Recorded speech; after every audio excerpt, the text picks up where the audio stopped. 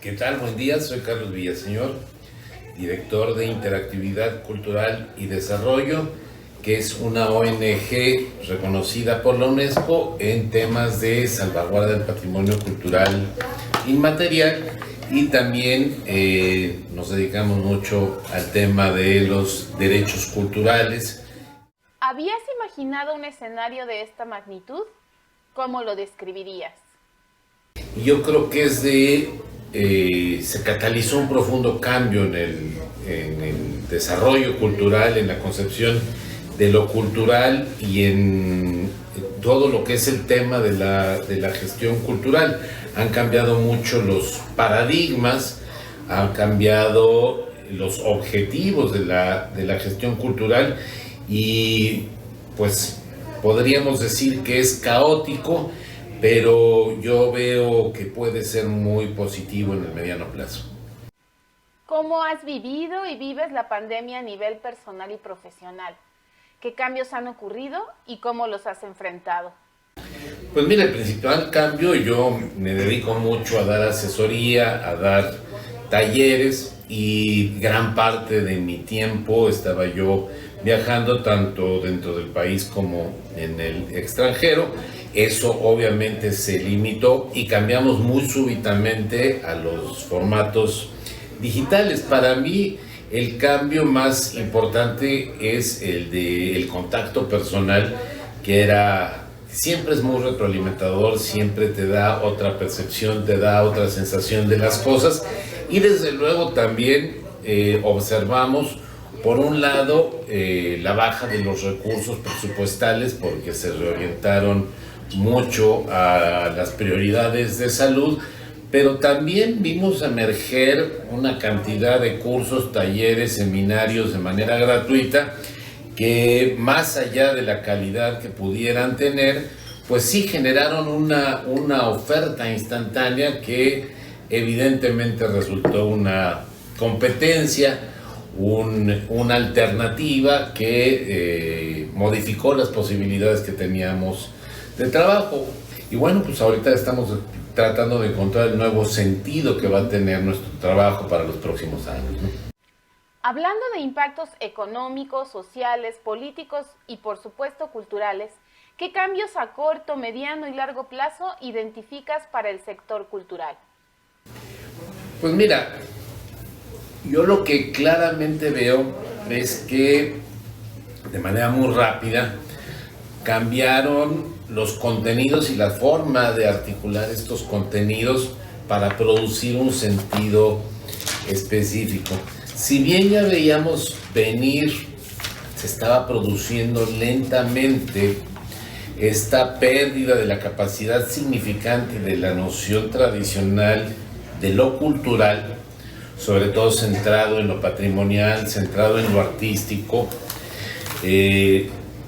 Ya no estaba esto dando todo el sentido que, por ejemplo, producía en las épocas más acendradas del nacionalismo, donde todos estos códigos, estos símbolos, estos significados eran muy potentes, pero para las nuevas generaciones esto está perdiendo significado, ya no tiene la misma potencia. Hoy vemos que los jóvenes ya no van a ver estas cédulas que nos dicen la vasija zoomorfa, policroma del preclásico, sino van a tomarse selfies.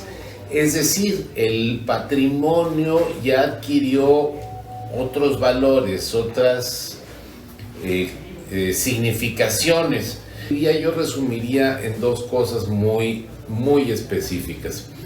Uno,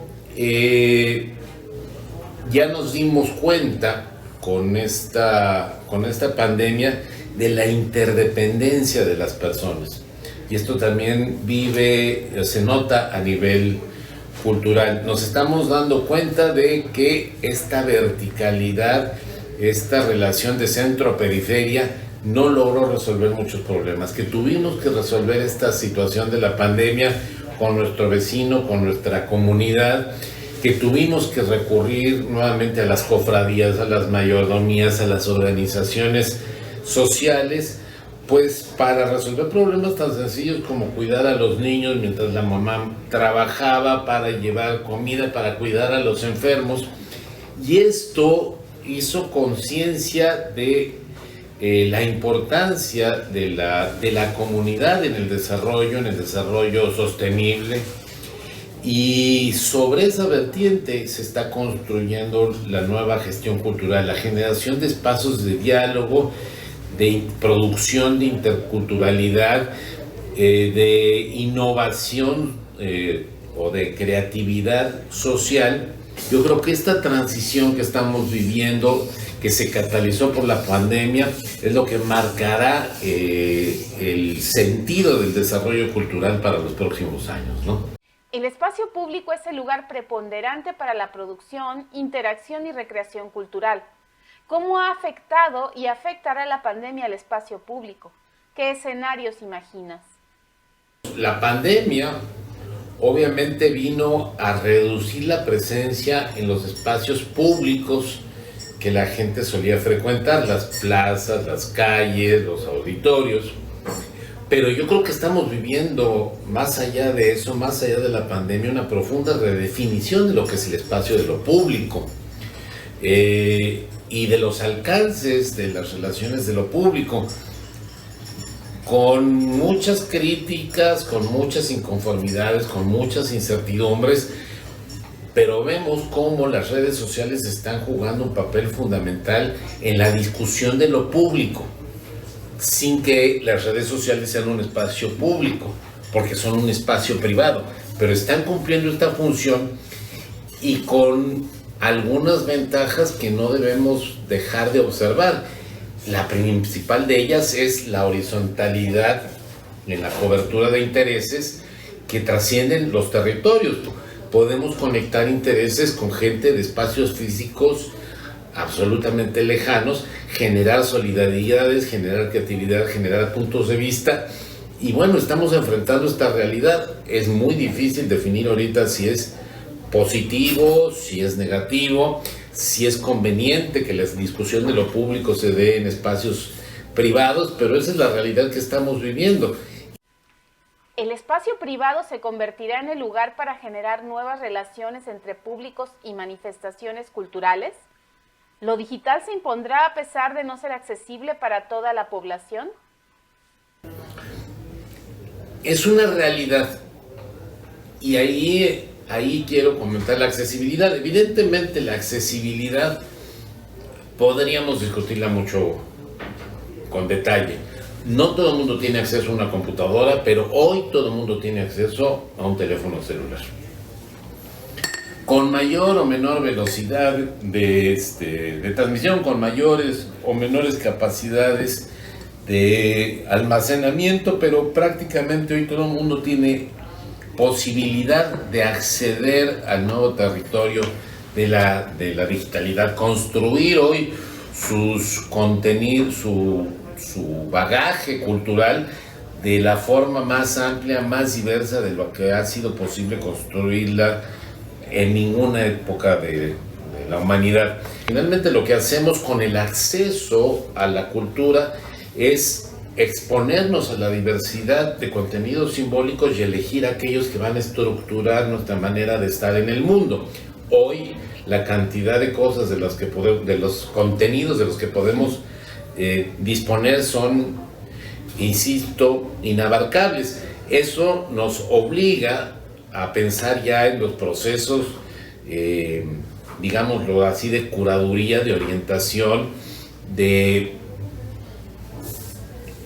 una labor de gestión cultural, la labor del promotor cultural como este curador de contenidos que en un territorio, en una sociedad, son más eficientes para procurar el ejercicio de la libertad cultural a la manera de lo que describía tanto Amartya Sen en términos de identificar esto de la libertad con las capacidades reales que tienen las personas para alcanzar aquello que tienen razones para valorar, como lo de la visión de Bonfil de preservar los elementos de autonomía de las culturas. Bueno, el gestor cultural, el promotor cultural, ahora tiene una carga de trabajo mucho mayor en términos de conocer y procurar estos elementos que a la sociedad le den mejores capacidades. Se están creando nuevas formas y modelos de creación, producción, difusión y gestión entre audiencias y artistas, gestores y creadores. Definitivamente. Es más, la categoría de artista está siendo tremendamente cuestionada. Creo que los lenguajes artísticos han adquirido una potencia tremenda porque, insisto, fácilmente rompen las barreras territoriales y del idioma. Entonces son muy transversales, son muy amplios frente a esta visión de lo artístico que era vertical, que es una noción validada por la academia, pero que no está teniendo la misma capacidad significante para la sociedad. Y bueno, en ese sentido sí hay artistas que están teniendo este pulso social, pero los lenguajes artísticos, en el nivel que están creando identidad, cruzan muy lejos de las galerías, ¿no? ¿Qué nuevas formas de comunicación y vinculación vislumbras para la formación de audiencias? Nuevamente, lo mismo que se está cuestionando es el término de audiencia, en términos de que audiencia se entiende como un receptor de una propuesta que se hace de un contenido simbólico. Hoy, gracias a las nuevas tecnologías, somos lo que mi tocayo Carlos Lara ha puesto mucho sobre la mesa, prosumidores, ¿no? O sea, producimos contenidos simbólicos, a la vez los apropiamos porque no se consumen y en la interrelación los modificamos. Entonces, ¿cuál es la perspectiva ahorita de audiencias? Ya sería muy difícil pensar, y sería una política cultural en cierto sentido bastante atrasada, el pensar en construir audiencias, en construir públicos. No, ya ahorita lo que tenemos que construir son interactores en la producción de contenidos simbólicos y gente que tenga la capacidad de dialogar con la diversidad y de empatizar con la diversidad y de ser creativo sin tener prejuicios, ¿no? Es todo un cambio de realidad que estamos viviendo. En México, el impacto económico de la pandemia está siendo demoledor. ¿Qué alternativas propones ante la precarización del sector cultural? Yo soy un convencido de que el Estado debe generar las condiciones para que las personas puedan vivir de lo que hacen. Es uno de los derechos consagrados en el artículo 15 del Pacto Internacional de los Derechos Económicos, Sociales y Culturales. Es un derecho humano que la gente pueda vivir del producto de sus creaciones artísticas. Es muy complejo porque la propia economía del país tiene muchas limitaciones, ¿no? Realmente se han explorado las alternativas de otorgar subsidios, de otorgar créditos blandos, de adelantar pago de funciones, no de funciones. Pero estos son mecanismos paliativos.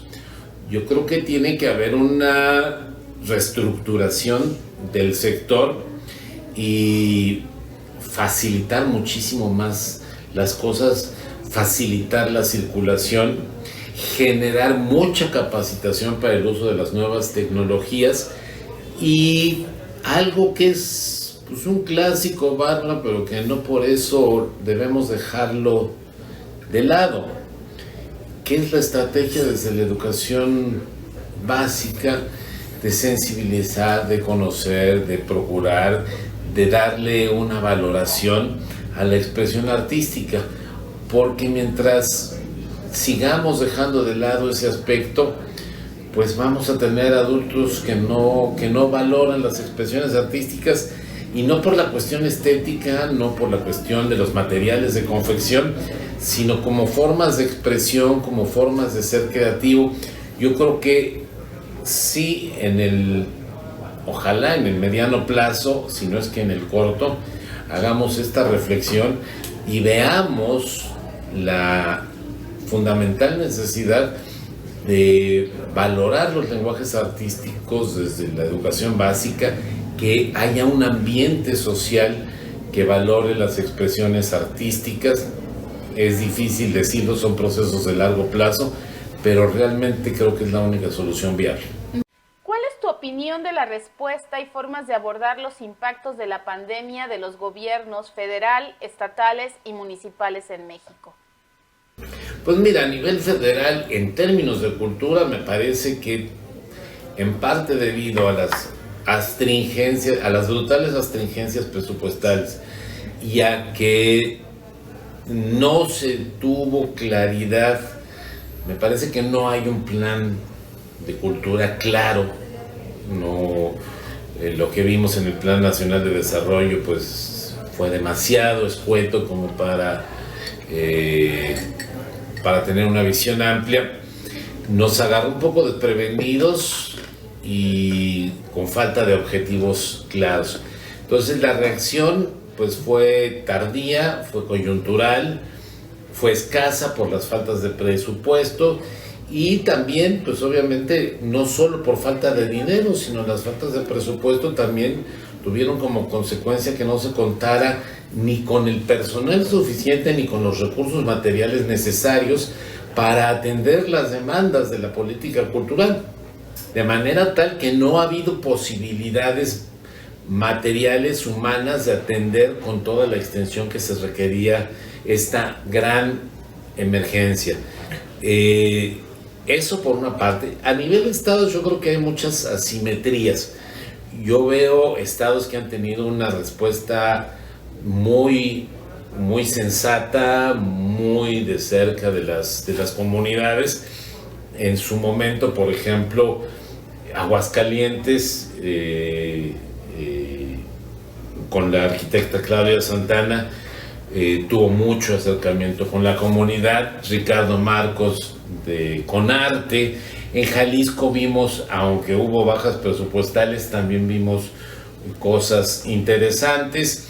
Yo creo que estos intentos también que hubo en la ciudad, no me acuerdo ahorita cómo se llaman estos desarrollos. ¿Los pilares? Los pilares, me parece que es una respuesta interesante, que se vio acotada por los problemas presupuestales, pero que es interesante.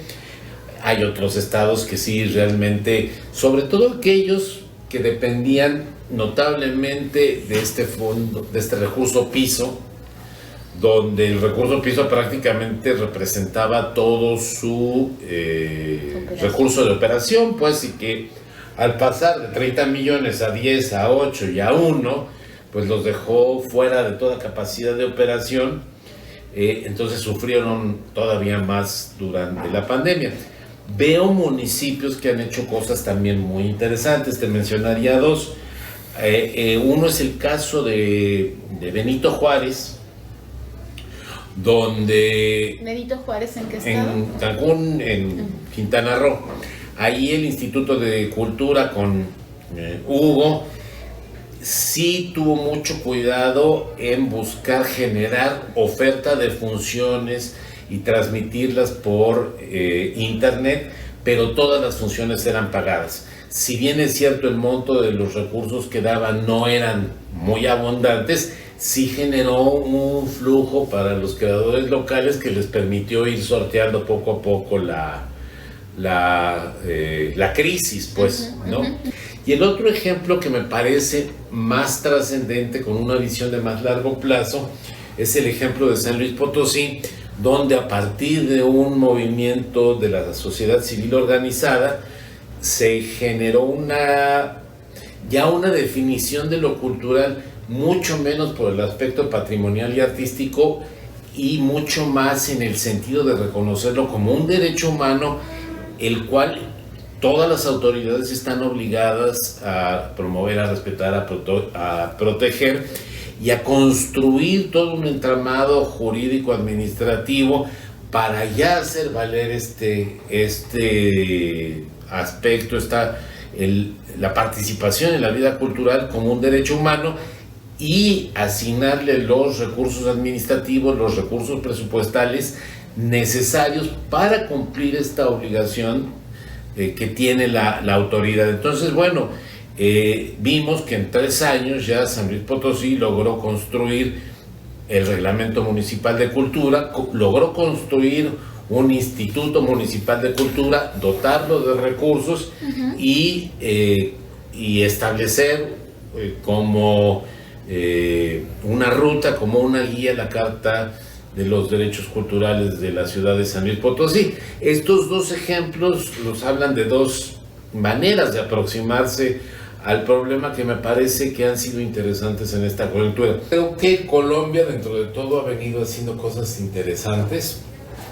No fue tan afortunado el modelo de economía naranja, pero sí han sacado subsidios, sí han sacado convocatorias, y bueno, allá hay una tradición de participación de la sociedad civil también muy grande, que favoreció en alguna medida que sí no fuera tan grave la crisis allá, ¿no? ¿Qué sugerencias o propuestas harías sobre políticas públicas? Yo creo que es un muy buen momento de ver ya realmente una participación mucho más activa y mucho más estratégica del Congreso. Me parece que con base en la Ley General de Cultura y Derechos Culturales ya se deben procurar certidumbre y planeación a largo plazo en los recursos dedicados a cultura. Me parece que las condiciones están dadas para que ya sea a través del ramo 33 que se establezcan estas transferencias a estados y municipios y tengamos ya cierta certidumbre que, insisto, permita la planeación a largo plazo, que es algo que nos ha faltado mucho en estos años. No hemos podido construir proyectos multianuales ni hacer una planeación de política cultural que exceda más allá del ejercicio presupuestal actual. Estoy proponiendo también, he propuesto, me parece algo muy importante y que no se ha atendido, aunque es muy evidente. Hay alrededor de 1.790 casas de cultura y centros culturales en el país, conforme al Sistema de Información Cultural. Y esta infraestructura tan amplia, tan apropiada por la comunidad, no tiene una política a nivel nacional. Me parece que con las nuevas tecnologías, con las experiencias de capacitación que estamos teniendo, se puede establecer perfectamente una política nacional, no de decirles qué hacer a las casas de cultura, pero sí otorgar capacitación, otorgar orientaciones, darles índices de medida. Y hacía yo la cuenta con unos amigos, Bárbara, y me parece que es demoledor esta cantidad, esta cuenta. Si supongamos que fueran, para cerrarlo en números, 2,000 centros culturales y casas culturales, y que a cada uno de ellos se le dieran 100,000 pesos, con lo cual un centro cultural verdaderamente con 100,000 pesos, o sea, haría maravillas, auténticas maravillas. Si consideramos 100,000 pesos por estas 2,000 casas de cultura, estamos hablando de un presupuesto de 200 millones de pesos, que no es nada para el presupuesto, y que pudiera ser la base de un programa, además, de participación del sector empresarial, del sector social, con recursos complementarios, como en su momento funcionaba el Plan de Desarrollo Cultural Municipal, donde la federación ponía una parte, el estado otra parte y el municipio otra parte. Bueno, aquí tendríamos la base de la semilla para algo tan cercano como son las casas de cultura, los centros culturales. Y tercero, creo que debe estudiarse con mucho detalle la posibilidad de hacer un EFIARTES ya que abarque a todas las expresiones artísticas. Tenemos cine, tenemos artes escénicas, creo que podríamos... Visuales también ya. Sí, que podríamos extenderlo a otras expresiones. Yo muy concretamente he abogado por un EFIMuseos. Tenemos aproximadamente 1,200 museos en el país, en unas condiciones dramáticas. ¿Cómo está siendo afectado el patrimonio cultural material e inmaterial a partir del contexto provocado por la pandemia? Bueno, el material está sufriendo enormemente por la falta de recursos para mantenimiento, para conservación, para restauración, para actualización, por ejemplo, en el caso de los museos, de los guiones, es impresionante, ha bajado la disponibilidad de recursos a niveles prácticamente de subsistencia, y se ha añadido además la necesidad de contar si ya hay pocos recursos, todavía de esos muy pocos recursos, destinar una parte a todo el habituallamiento para la apertura al público, los geles, los aparatos, los tapetes, todas esas cosas. Y algo que no nos damos mucho cuenta, pero que es indispensable. A ver, en un entorno de pandemia también la propia obra exhibida, las propias butacas, el escenario, los cortinajes, todo requiere unas actividades de limpieza mucho más profundas. Y en algunos casos, como es el de los museos más especializados, lo cual demanda personal humano, personal y materiales para hacerlo. Entonces, sí ha presionado mucho, sobre todo al patrimonio material, esta pandemia, por esta falta tan fuerte de recursos. En términos del patrimonio inmaterial, paradójicamente ha generado mucha creatividad social y ha reformulado rápidamente muchas de las expresiones. No nos confundamos, el patrimonio inmaterial no son las artesanías, no son las danzas, no son las procesiones, son las ideas, los usos, los conocimientos, las expresiones, las técnicas que están detrás. Y esos tienen una línea de continuidad. Por ejemplo, la manera particular en la que un grupo social concibe o decide recordar a sus ancestros, o la decisión de recordar a sus ancestros permanece inalterada. La pandemia lo que ha traído es la reformulación en las formas en las que se ejerce esa tradición, esa costumbre, ese uso de la comunidad. Lo siguen haciendo, ahora lo hacen de una manera distinta. Bueno, no pasa nada. Hoy, en lugar de hacer un desfile, lo hacen con representantes y una transmisión vía Facebook Live. Bueno, la materialidad cambia, pero el patrimonio cultural inmaterial permanece. Esta idea de la comunidad de recordar a sus ancestros permanece prácticamente inalterada.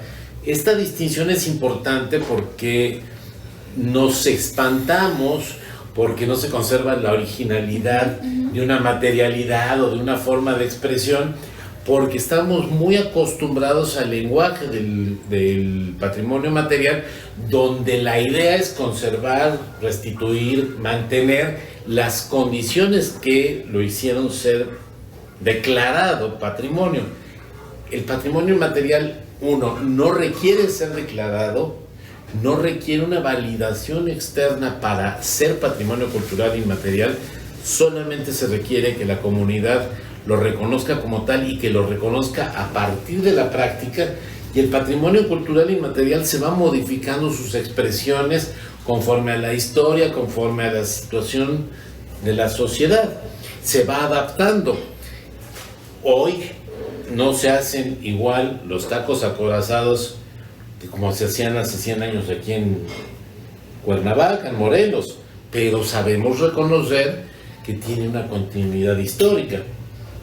A lo mejor ya se hace la tortilla en máquina, sí, pero eso no desvirtúa, eso no altera la costumbre de reunirnos a comer un platillo y mientras lo estamos comiendo, echar chisme y actualizarnos y conocer las jerarquías que están presentes y quién se casó y quién se divorció y todas estas cosas, que es lo mismo que sucede con las tlayudas, que es lo mismo que sucede con el pozole de Guerrero, que la materialidad puede variar, pero el contenido simbólico es el que permanece con una continuidad histórica identificable y sigue produciendo cohesión y sigue produciendo sentido en la sociedad. Entonces, si nos alarma, ¿cómo le vamos a hacer? No va a haber procesión, no va a haber una representación, pero mientras la comunidad encuentre maneras de seguir expresando este valor, este uso, esta costumbre,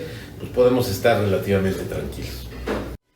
¿Crees que los gobiernos estén generando los espacios de análisis y reflexión que permitan desarrollar políticas y acciones para la salvaguardia del patrimonio cultural?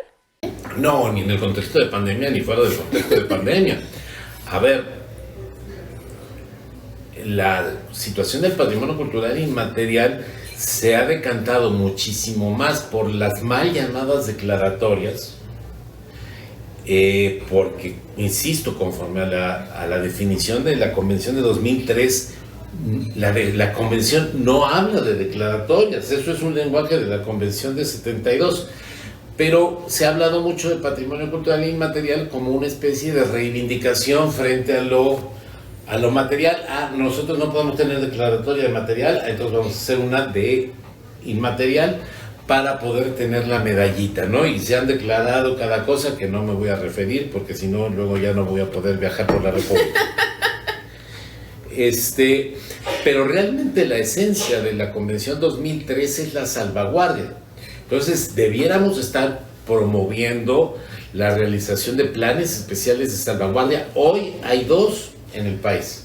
Tenemos de expresiones reconocidas, a riesgo de que me falle algo de la memoria, la gastronomía, tenemos la charrería, tenemos el mariachi, tenemos el Día de Muertos, etc. Y realmente nada más hay el plan de especial de salvaguardia del mariachi, y hay una que no está declarada, que es la de la viejada del Tempoal en Veracruz. Son los únicos 2 planes de salvaguardia realmente que existen. Indudablemente, en el términos de gastronomía se han hecho avances muy notables, pero no hay un plan de salvaguardia como tal. Entonces, quedó pendiente la creación y la operación de la Comisión Nacional para la Promoción de la Salvaguardia del Patrimonio Cultural Inmaterial. Por ahí salieron noticias que se había integrado, pero no se ha sabido nada más. Y no ha habido ningún desarrollo de políticas públicas para el fomento a la salvaguardia. La Ley General de Cultura y Derechos Culturales es muy clara en reconocer que esta facultad, al no haber sido expresamente transferida a la Federación, queda en manos de las legislaturas de los estados, y son pocas las legislaturas que se han aplicado a desarrollar una legislación en materia de salvaguardia del patrimonio cultural inmaterial. Ya hablar de la creación de órganos especializados y de la asignación de recursos, pues estamos muy lejos de eso. Pero yo creo que es una situación prioritaria, sobre todo en situaciones de crisis, donde la gente regresa a ver su historia, a ver de su pasado, a ver las soluciones que han aplicado otras generaciones para salir adelante. El patrimonio cultural inmaterial es fuente enorme de creatividad, y en estos tiempos de crisis debería ser una prioridad la recuperación de la memoria histórica, de las expresiones del patrimonio cultural inmaterial. Parece muy romántico y un argumento muy de promotor cultural, pero te pongo un ejemplo que nos muestra la importancia de esto. en Yucatán, por ejemplo, con motivo de la pandemia, muchas mujeres que estaban a punto de dar a luz tenían miedo de ir a los hospitales. Entonces se revitalizó todo el tema de las parteras tradicionales. Es decir, se acudió a elementos del patrimonio cultural y material para resolver problemas actuales. Mucha de la herbolaria se ha utilizado para paliar los síntomas del COVID en algunas regiones. Por ahí incluso ha circulado un manual de herbolaria para ser aplicado durante el COVID. Cosas de ese tipo, formas de relación, como decíamos al principio de la conversación, a ver, las mayordomías, las cofradías, se han revitalizado como formas de acción social para atender a los viejos, a los enfermos, a las madres que trabajan. Entonces, no es un tema de romanticismo, de promotor cultural, sino efectivamente el patrimonio cultural y material en tiempos de crisis puede ser un soporte importante para encontrar nuevas soluciones a los problemas que nos estamos enfrentando, ¿no? ¿Crees necesaria la discusión sobre nuevas leyes, tratados, convenciones que fortalezcan la protección y difusión del patrimonio cultural en la época de pandemia y pospandemia? Nuestro país, en general, a nivel internacional, creo que ya hay un marco jurídico, tanto constitucional como convencional, suficiente. Yo creo que hoy estamos en una etapa muy interesante y que, por ejemplo, artículo 27 con Carlos Lara y José Manuel Hermosillo han venido explorando qué es el activismo judicial. A ver, ya tenemos el marco legal, ahora que los juzgados nos digan hasta dónde llega realmente este derecho, hasta dónde es verdaderamente efectivo, hasta dónde es verdaderamente exigible a la autoridad. Ya hay la disposición, como hablaba yo, expresa de que los gobiernos estatales tienen esta facultad de desarrollar las legislaciones en materia de fomento de la salvaguarda del patrimonio cultural y material. Bueno, ya no es hacer nuevas bases jurídicas, es desarrollarlas, y donde haya controversia, llevarlas a un tribunal y que sea el tribunal que nos diga hasta dónde llega. Ya han habido algunos amparos, pocos todavía, pero bueno, recientemente nos enteramos de esta noticia de que ya la Comisión Interamericana de los Derechos Humanos dio entrada a una queja por presunta violación de derechos culturales en términos de la condición del artista. Bueno, eso es lo que toca ahorita. Yo creo que más que hablar de convenciones, más que hablar de ampliar la legislación, lo que nos toca ahorita es ya desarrollarla, ya llevarla al terreno de la práctica, ¿no? El patrimonio cultural es vinculante y significa porque se vive de forma pública y comunitaria. ¿Qué escenarios imaginas frente a la imposibilidad de reunión y de tránsito en el espacio público? ¿Qué nuevas formas vislumbras para las fiestas y creaciones populares? Las expresiones encontrarán sus nuevas formalidades. Creo que lo importante es que esta crisis, lejos de desplazar o de invalidar el patrimonio inmaterial, lo ha fortalecido. Ha hecho que las comunidades tomen conciencia de que tienen que establecer mejores lazos, mejor comunicación, mayores espacios de interacción para salir adelante.